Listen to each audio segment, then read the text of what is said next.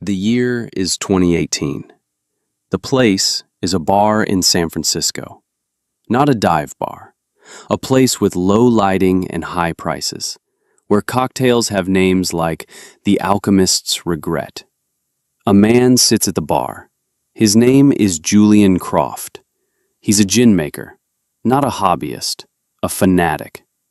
He travels the country looking for botanicals, for things that taste like a specific place on Earth. Tonight, he's just a customer. He orders a gin and tonic. The bartender reaches for a bottle on the top shelf, a bottle Julian has never seen before. The glass is dark green. The label is cream-colored, simple. It says, Arboris Gin, Special Edition. Then, underneath, in smaller letters, featuring black mission figs from Vance Orchard. Julian Croft goes still. He watches the bartender pour. He watches the tonic fizz over the ice. He doesn't hear the noise of the bar anymore. He just sees that name. Vance Orchard. He puts a hand up. Wait. The bartender pauses. Can I see that bottle? Julian holds it. The glass is cool and heavy. He runs a thumb over the name. Vance Orchard. He remembers a dusty road. He remembers a woman with dirt under her fingernails. He remembers the taste of a fig so perfect it was almost an insult to every other fruit he'd ever eaten. And he remembers what she told him, that 12 years earlier she had been told this exact fruit was worthless, not commercially viable, too delicate to ship, too fragile to survive the market, a liability, a loss. Someone looks at the bottle in his hand. Is that any good? Julian looks up. He doesn't answer right away. He just thinks about the gap between what someone is told they're worth and what they are. This is one of those stories, the kind of story we were created to tell, about the people who are counted out, the ones who refuse to listen, the ones who build something on rejected ground. If you believe these stories matter, subscribe to this channel. Become part of a community that remembers the names the world tried to forget. Because we have another one for you today. Let's go back. Let's go back to the beginning. The story starts not with gin, but with grief. The year is 2006. The place is a 3-acre plot of land in California's Central Valley. The land isn't much to look at, mostly tired soil. But in the middle of it sits an acre of fig trees, old trees, planted by Elara Vance's grandfather in 1952. Black mission figs. Not the tough, pale green Calamirna figs you see in stores. These were different. The skin was a deep, velvety purple-black. The flesh inside was the color of strawberry jam. And the taste. It was honey and pepper and something you couldn't name. Her grandfather used to say the trees were family. He knew each one. The one that leaned west. The one that always fruited first. The one that was struck by lightning in '78 and survived. He'd walk the rows every morning, a hand on the bark, listening. He had a saying. Elara heard it her whole life. Listen to the tree, not the market. The fruit tells you when it's ready. Then he was gone. A heart that had beaten for 87 years just stopped. Elara inherited the land, the debt that came with it, the 3 acres, and the 1 acre of stubborn old fig trees. She was 28 years old. She had a degree in library science she wasn't using. She had a quiet certainty she couldn't explain. The farm had to continue. It was the only thing that made sense. The neighbors were practical, good people. They offered advice over fences. You should pull out those old trees, Elara. They're past their prime. Plant almonds. The money's in almonds. Or pomegranates. There's a market for that. Figs are a niche thing, a hobby crop. She listened. She nodded. She thanked them for their concern. and she spent the spring pruning the fig trees, just like her grandfather taught her. She learned the rhythm of the place, the way the soil felt in the morning, the way the leaves curled in the afternoon heat. By late August, the fruit was ready. Not all at once. That was the problem with these figs. And the beauty. They ripened in their own time. A few here, a few there. You had to walk the orchard every single day. You had to know the exact moment of perfect ripeness. Not a day before, not an hour after. The skin would give just slightly under your thumb. The tiny opening at the bottom, the ostiole, would glisten with a drop of nectar. That was the signal. She picked for a week, carefully, laying each fig into a shallow paper-lined tray, not stacking them. They would crush under their own weight. They were that delicate. She ended up with 22 crates, each one a perfect arrangement of purple-black jewels. She loaded them into her grandfather's old pickup truck, a 1988 Ford F-150. The engine turned over on the third try. She drove 10 miles to the town of Sanger, to the Central Valley Growers Cooperative, the co-op. It was the center of the universe for 100 small farms, a place of concrete floors and corrugated steel walls. The air smelled of cardboard and diesel and ripe peaches. This was the gate. If you could get your crop through this gate, you had a chance. You could survive another year. The manager's name was Frank Davies. He was a good man, everyone said so. Coached Little League for 20 years, served on the church vestry, deacon. He had managed the co-op for 30 years. He knew fruit. He knew logistics. He knew the razor-thin margins the farmers lived on. His job wasn't just to move produce. His job was to protect his members from catastrophic loss. He genuinely believed that. It was his mission. Alara found him in his office, a small, cluttered room overlooking the loading docks. The window was hazy with dust. Mr. Davies. He looked up over his reading glasses. Alara, good to see you, child. I was so sorry to hear about your grandfather. He was a fine man, a real gentleman farmer. Thank you, sir.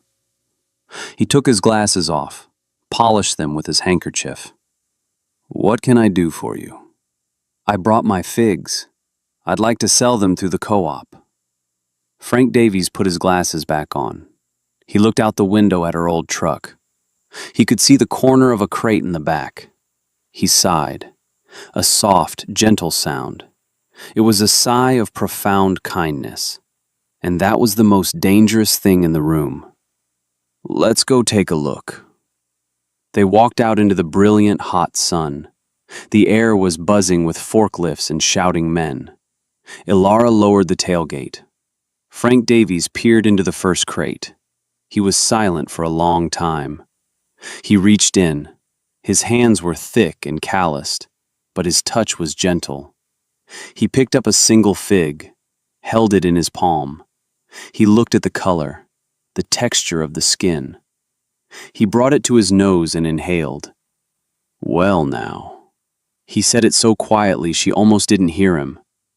Your grandfather sure knew how to grow figs. This is a perfect piece of fruit. Absolutely perfect.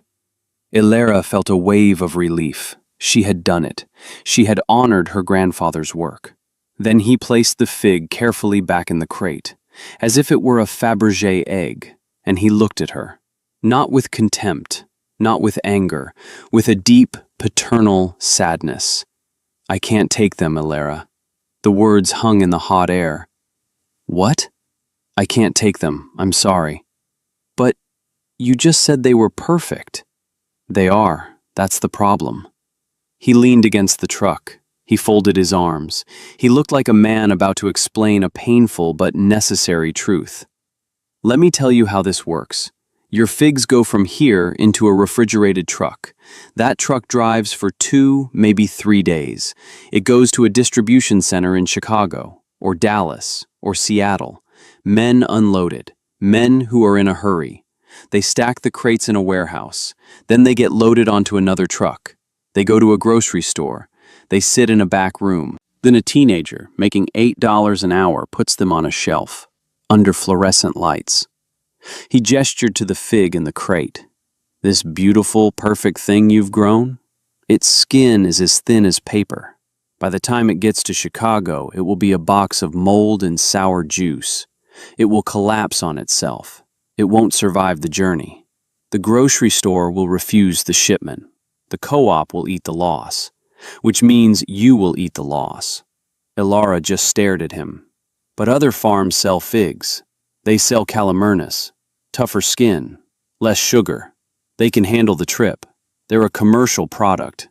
This, he looked at her figs with real admiration. This is a work of art, and you can't ship art in a cardboard box. I'm not going to be the man who sends your grandfather's legacy to rot on a loading dock.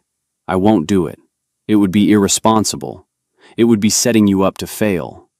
He was so certain, so calm, so reasonable. His logic was a fortress. There was no anger to fight against, only the soft, suffocating wall of his concern. Have you ever been told you couldn't do something? Not by an enemy, by a friend. By someone who genuinely believed they were protecting you. By someone who had your best interests at heart. It's a particular kind of poison, because you can't fight it with rage. You can't argue against kindness. You can only stand there, silenced by their good intentions. Tell me about a time that happened to you. Drop it in the comments below.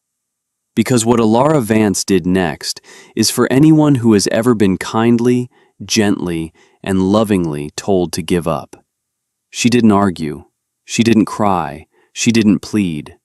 She looked at Frank Davies, a man her grandfather had respected, a man who ran the most important institution in her world, and she said just 2 words, "I understand."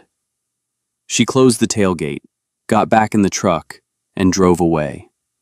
She drove the 10 miles home, the 22 crates of perfect, worthless figs rattling in the back. She didn't know that Frank Davies stood there and watched until her truck was just a cloud of dust. He shook his head, felt a pang of real sorrow. Such a shame, he thought, such a waste of good fruit. He went back to his office, back to the world of logistics and shipping manifests, the world that was real. Ilara got home. She parked the truck under the shade of an old oak tree. She sat behind the wheel for a long time. The cab was hot. The engine ticked as it cooled. She could smell the figs, a sweet, earthy perfume, the smell of her grandfather's hands, the smell of failure. She got out, walked to the back of the truck, lowered the tailgate again. She looked at the crates, a whole season's work, rejected. She picked up a fig, the one Frank Davies had held. It was warm from the sun. And in that moment, she heard her grandfather's voice, clear as if he were standing next to her. Listen to the tree, not the market. The fruit tells you when it's ready. The fruit was ready. The market was not. The market was the problem, not the fruit. She took a bite. The sweetness exploded in her mouth. It tasted of defiance. It tasted of a promise. She went into the house, into her grandmother's kitchen, a room that hadn't changed since the 1960s. She pulled out the old canning equipment, the big enamel pots, the racks, the jar lifters. She found the handwritten recipe books, her grandmother's cursive, faded but clear. Fig preserves, fig chutney, spiced fig syrup. She worked all night. The kitchen filled with steam, the sweet smell of cooking sugar and fruit. By dawn, she had processed all 22 crates, 194 jars, lined up on the counter. The deep purple of the figs suspended in syrup. Each jar was a tiny, sealed world where the fruit could live forever. She had saved the harvest. She hadn't made a dime. In fact, she was out the cost of the sugar and the jars, but she had saved the fruit. The next weekend, she took a card table and a painted sign to the end of her driveway. The sign said, Vance Orchard Fig Preserves. She sold 12 jars, mostly to neighbors who felt sorry for her. The week after, she sold 20. A woman from the city stopped, bought a jar, came back an hour later, bought 10 more. She said it was the best thing she had ever tasted. That was the first seed. Let me tell you about the next few years, because this is where the story turns. This is where quiet work starts to make a noise. The first year, 2006, was a net loss of $1,200, cash. She paid for it with savings. The second year, 2007, she built a permanent roadside stand, a simple, three-sided structure made from reclaimed barn wood. She sold fresh figs in small baskets. She sold her preserves. She started making fig tarts, using her grandmother's recipe. She cleared a net profit of $4,500, cash. Frank Davies drove past the stand on his way home from the co-op.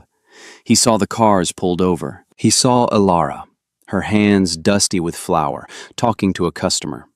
He thought, good for her. A nice little side business. A hobby.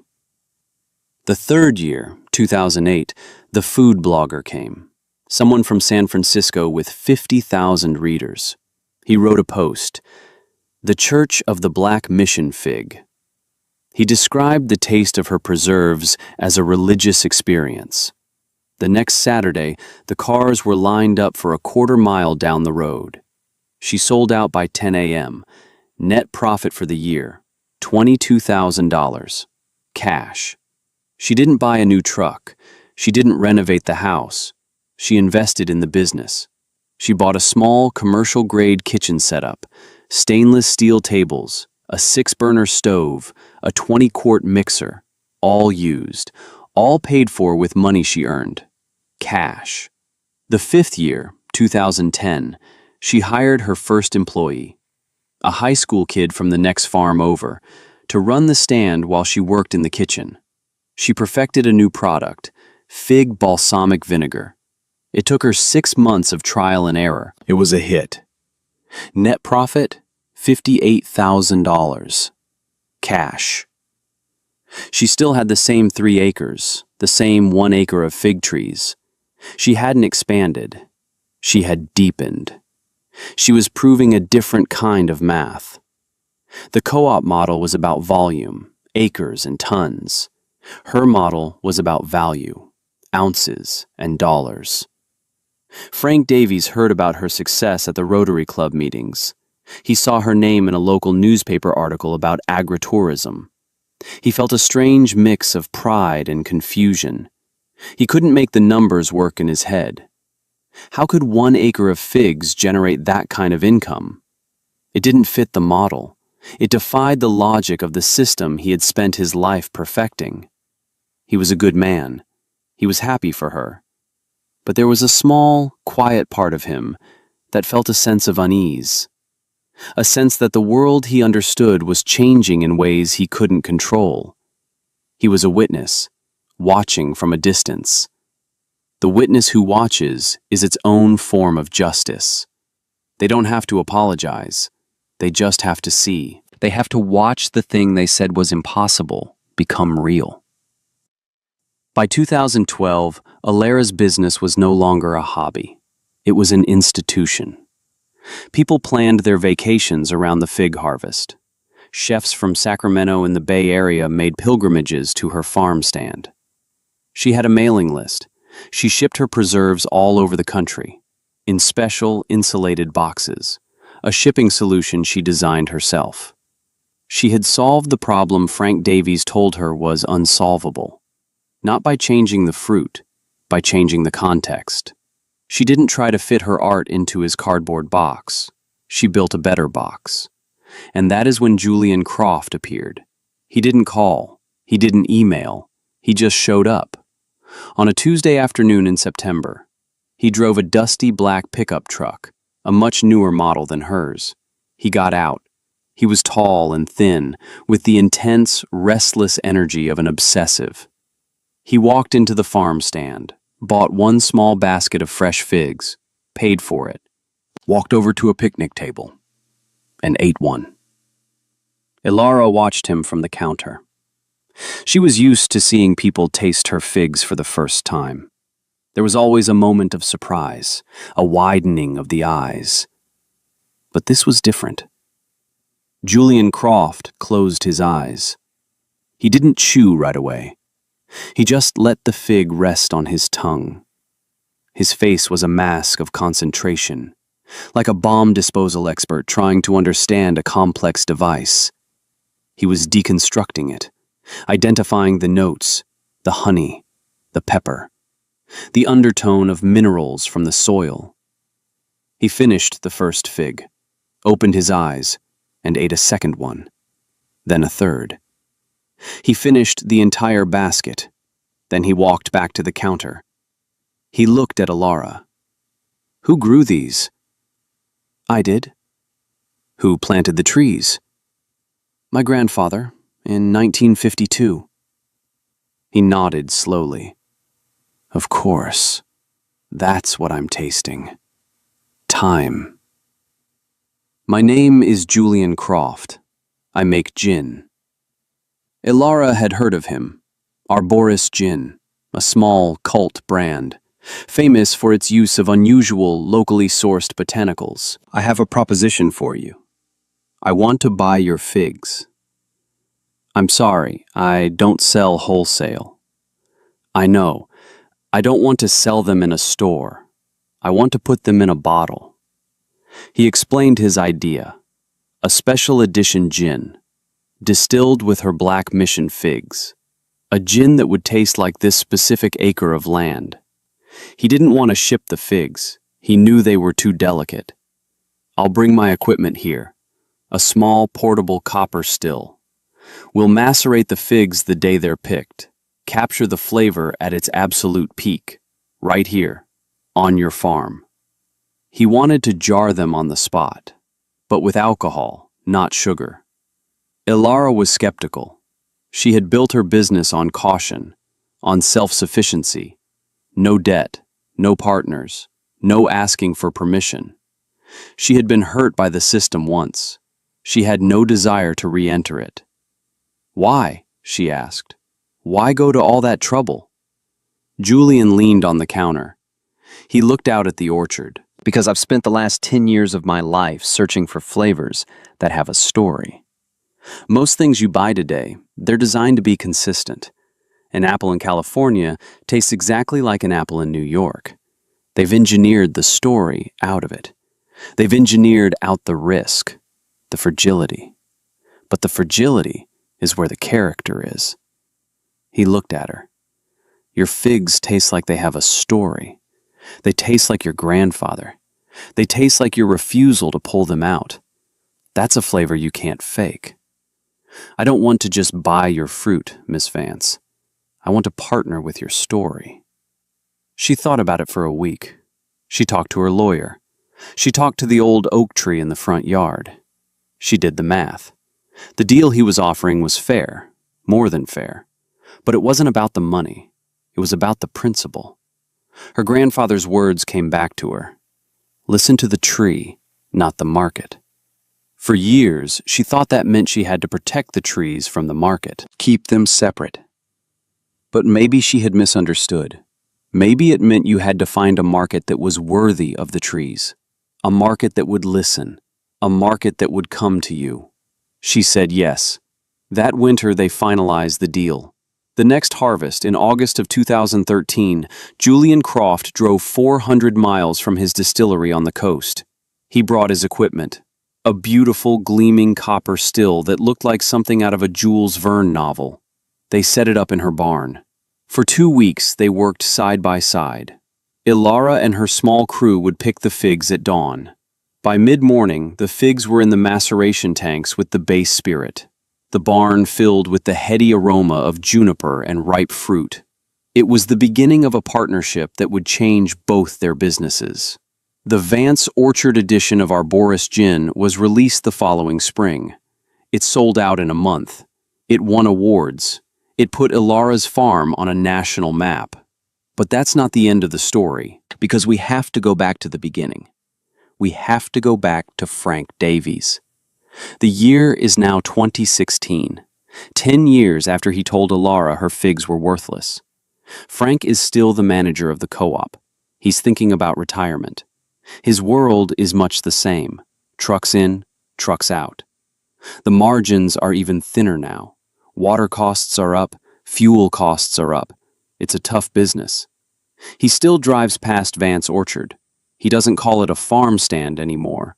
It's a farm store now. A proper building with glass windows and air conditioning. He sees the expensive cars in the parking lot. BMWs, Teslas. He sees the articles about her in magazines at the dentist's office. He sees the bottles of that fancy gin in the liquor store, with her name on it, Vance Orchard. He feels a feeling he can't quite name. It isn't jealousy. It isn't regret. Exactly. It's a profound sense of dislocation, like he's discovered a fundamental law of physics is wrong. He had been so sure. His certainty had been a shield, a way to protect people. But what if his shield had been a cage? One Tuesday, his son comes to see him. His son, Michael, is a farmer too. Grows organic stone fruit. He's a good farmer, but he's struggling. He wants to expand, put in a new block of experimental pluots. The bank turned him down for a loan. They said he was too small, too much of a risk. They wanted to see guaranteed sales contracts, not with a co-op, with specialty buyers, high-end restaurants, gourmet retailers, the very market the co-op system was designed to bypass. "I don't know what to do, Dad," Michael says. "I'm stuck." Frank sits in his office, the same office where he talked to Alara 10 years ago. The window is still dusty, and he knows, with a sinking feeling, what his son has to do, who he has to ask for help. "There's only one person I can think of," he says. "She has connections. She knows that world. You should go talk to Alara Vance." Michael looks at his father. He knows the story. Everyone in town knows the story. The day his dad turned her away.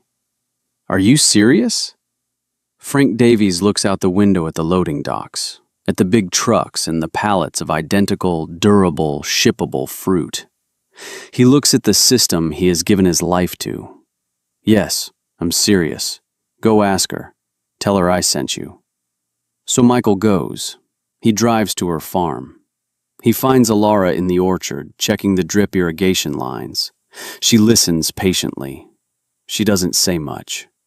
She looks at this young man, the son of the man who told her she would fail. And she sees not an enemy, but a fellow farmer, someone who loves the land, someone trapped in the same system she escaped. She makes a few phone calls, to a distributor she works with in Los Angeles, to a chef in Napa. She vouches for Michael, for the quality of his fruit. She co-signs on the contract. She doesn't have to, but she does. She is building a different kind of co-op, one based on reputation, not volume, on character, not just produce. A week later, Frank Davies comes to her farm. It's the first time he's set foot on her property in a decade. He parks his sensible Ford Taurus next to a gleaming new delivery van. He walks into the store. It's beautiful. Clean lines, warm wood, products displayed like jewelry. He sees his son's pluot preserves on a shelf, with a little card that tells Michael's story. Alara is behind the counter, arranging a display. She looks up, nods. "Mr. Davies." "Frank. Please, call me Frank." He looks around the store, at the awards on the wall, at the happy customers. "I came to thank you for what you did for Michael. The bank approved his loan. You didn't have to do that." Alara finishes her display, wipes her hands on her apron. "Yes, I did. We're neighbors. That's what neighbors do." Frank shuffles his feet. He feels the weight of the last 10 years, the weight of his own certainty. "I was wrong," he says. The words come out quiet, almost a whisper. "That day, with your figs, I was so sure I was right. I thought I was protecting you. Ilara looks at this man, this good man, this kind man, this man who almost ended her dream before it began. She feels no anger, no desire for revenge, only a deep, quiet sadness for the way the world works. You weren't protecting me, Frank. You were protecting the system. There's a difference.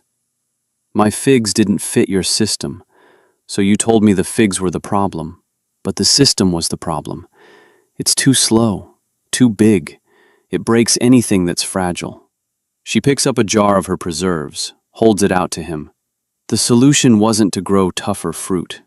It was to build a smaller, faster boat. He takes the jar, looks at the label. Vance Orchard. Simple, clean, honest. He finally understands. He wasn't just wrong about the figs. He was wrong about the future. He leaves the store, gets in his car, and for the first time, he doesn't just see her success. He understands it. And that understanding is the final chapter of his story, but not hers. Because a legacy is not about proving the doubters wrong.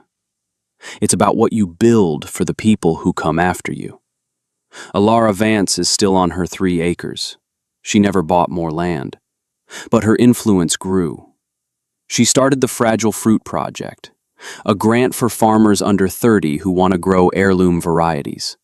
Varieties the co-ops won't take. She provides seed money, mentorship, and, most importantly, a guaranteed market through her store. She built the boat. Now, she's helping other people get in. Her grandfather's orchard is a living classroom. She teaches workshops on small-scale farming, on value-added production, on how to tell a story with a jar of jam. On a shelf in her office, there is a single jar of fig preserves. The label is handwritten, dated September 2006. It's from the very first batch she ever made. The physical proof of a quiet decision. The artifact of a night spent turning rejection into resolve. Sometimes her daughter, who is now 10, asks her about it. Why do we keep that old one? And Ilara tells her the story. The story of a perfect fruit that nobody wanted. The story of a kind man who was wrong. The story of a long drive home. Because this is the truth of it. The most dangerous limitation is the one imposed by someone who believes they are protecting you. Certainty, delivered with kindness, is more damaging than hostility. It cannot be fought. It can only be disproven. With years, with decades, with quiet, relentless, daily work. Right now, somewhere in the world, a young person with a fragile idea is being told it won't work, it won't ship, it won't survive. They're being told this by a good person, a parent, a teacher, a boss, someone who is just trying to protect them from failure. If you are that person, listen. Your idea is not the problem. The system might be the problem. The box might be the problem. If you are telling someone their dream is impossible, pause. Ask yourself, are you protecting them, or are you protecting the world as you know it? This story is for them, for the ones with the fragile fruit, for the ones building a better box. If this story reminded you of someone, share it with them. Let them know you see their fight. Let them know they are not alone. Subscribe for more stories about the quiet heroes, and never, ever let someone else's certainty define your possibility. The fruit tells you when it's ready. You just have to be brave enough to listen.